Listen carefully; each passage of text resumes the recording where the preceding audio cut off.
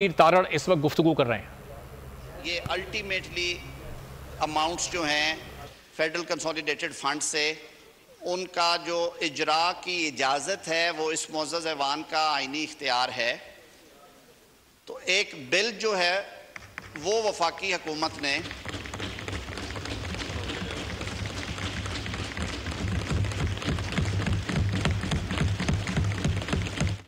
वज़ारत ख़ज़ाना की सिफारिश पे एक बिल जो है वो पेश किया इस मुअज़्ज़ज़ ऐवान में, जिसमें आइन के आर्टिकल 81 की क्लॉज़ ई के तहत प्रपोज़ किया गया था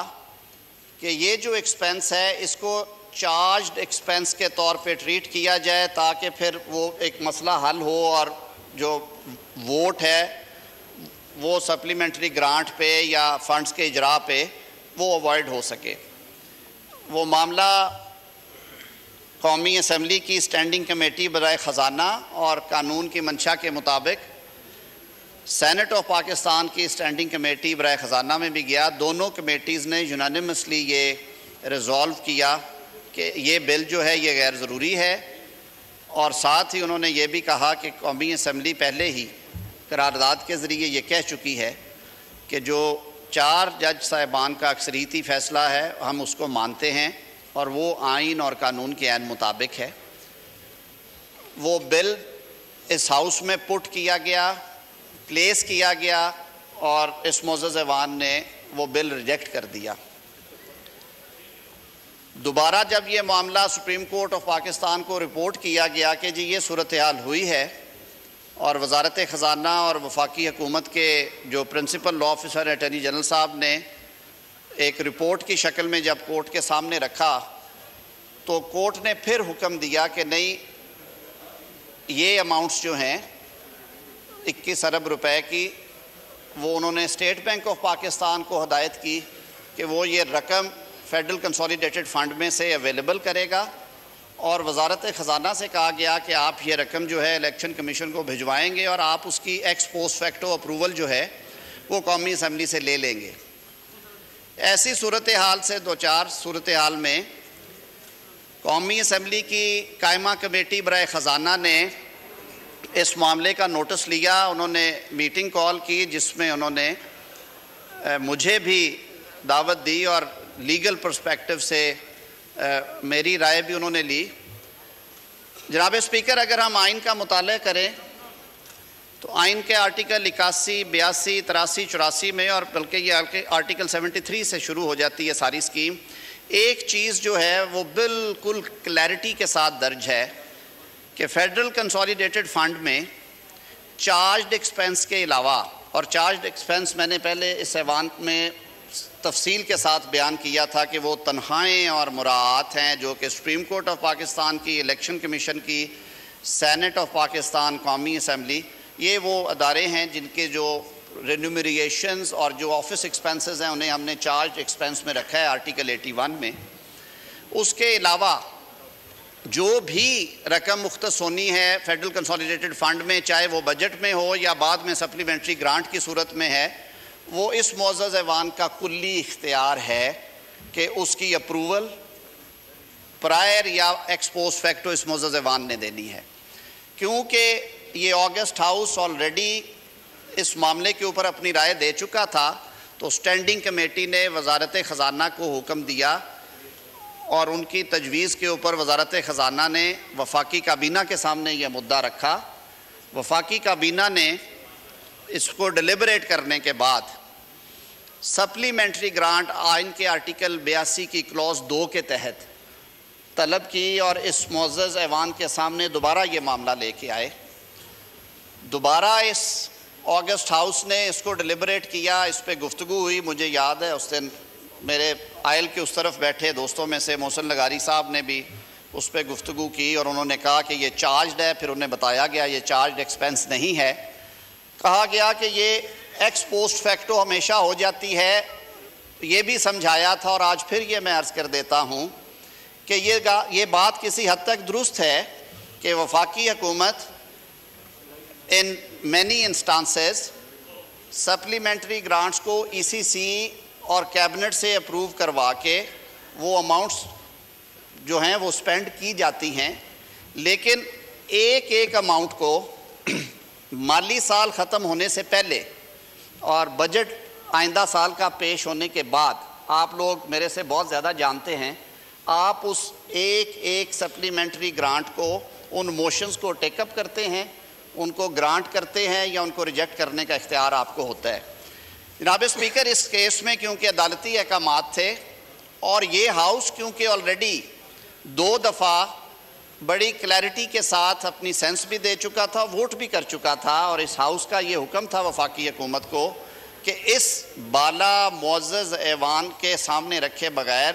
فیڈرل کنسولیڈیٹڈ فنڈ سے اماؤنٹس اس مد میں آپ نے دینی ہیں، تو ہم سے آپ نے اپروول یہاں سے ہونی ہے۔ اس کی وجہ یہ ہے کہ آج اگر وفاقی حکومت وہ 21 ارب روپے کی رقم جاری کر بھی دے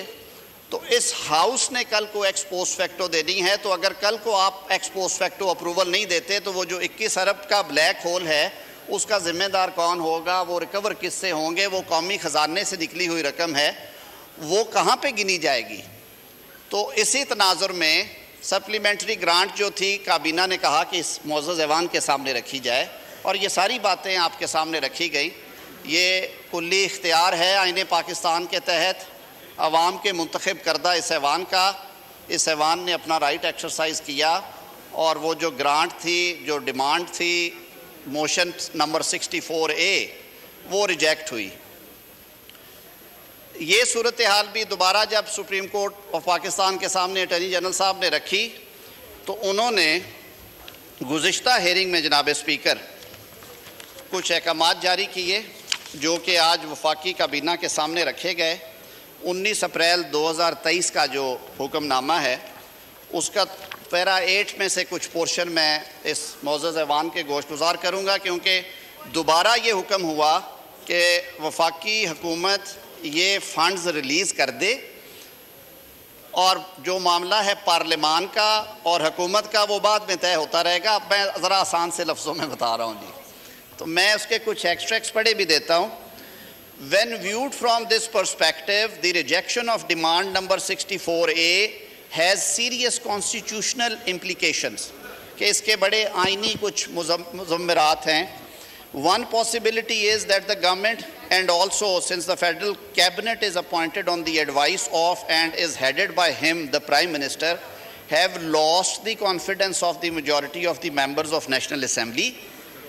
کہ جی یہ لگ یہ رہا ہے کہ اگر ڈیمانڈ ریجیکٹ ہوئی ہے تو وزیر اعظم یا کابینہ جو ہے وہ ایوان کا اعتماد کھو چکی ہے۔ اس پہ لرنڈ اٹارنی جنرل نے کہا categorically stated that this was not so کہ ایسی بات نہیں ہے۔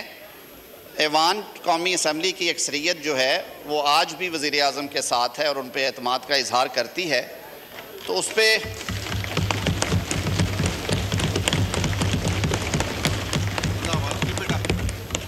The federal cabinet and the Prime Minister have and had at all times the confidence of the majority of National Assembly. For present purposes, we accept this statement made by learned Attorney General. انہوں نے کہا ہم نے یہ مان لیا، لیکن the other possibility then is that the putative rejection of demand number 64A is to be regarded as anomalous and the resulting situation can be rapidly rectified. پھر انہوں نے پھر حکم دیا کہ اچھا اگر یہ بات ہے تو پھر یہ کس طرح سے ہو گیا، اب اس کو درستگی بھی کی جائے اور اس کو دوبارہ منظور کیا جائے۔ The learned Attorney General fully appreciated the serious constitutional consequences that would flow were the first possibility reflect the correct position. Furthermore, any future to and fro of this matter between the executive and legislative branches would not advance or serve any constitutional purpose. اب court نے کہہ دیا کہ یہ جو executive اور مقننہ کے درمیان یہ جو ہے رقوم کے جاری کرنے کا معاملہ، انہوں نے کہا اس کو پس پش ڈال دیا جائے، میں آسان لفظوں میں کہہ رہا ہوں، اور یہ اماؤنٹ جاری کر دی جائیں۔ آج فیڈرل کیبنٹ میں یہ بات ڈسکس ہوئی ایٹ لینتھ۔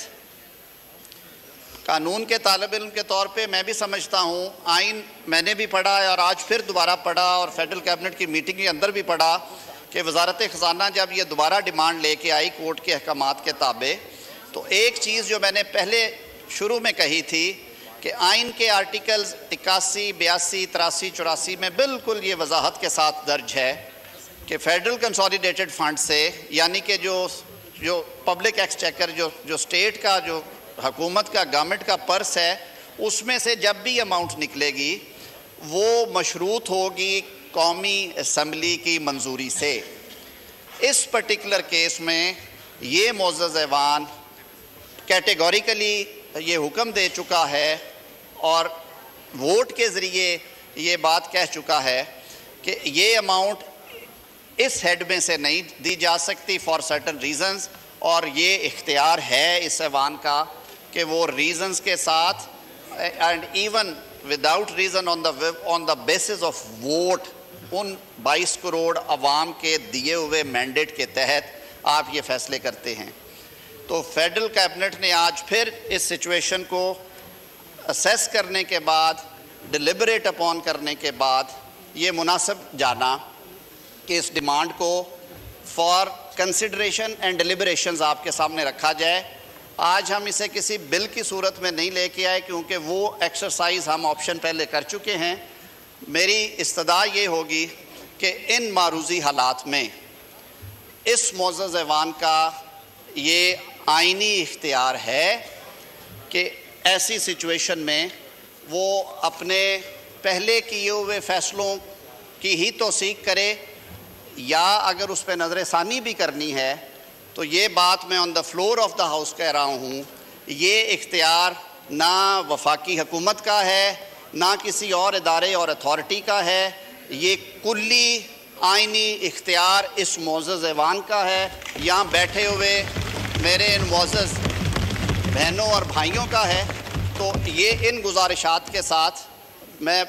مزید یہ عرض کرنا چاہوں گا کہ اگر وزیر خزانہ صاحب کا بھی آپ ویو لینا چاہیں، میں نے جو اس کو لیگلی اسیس کر کے کیبنٹ میں آج جو ڈسکشن ہوئی تھی اس کا خلاصہ آپ کے سامنے رکھ دیا ہے۔ اس معزز ایوان کے لیے ہوگا کہ اس پہ ڈسکس بھی کریں، اور یہ بات کہ آئین پاکستان نے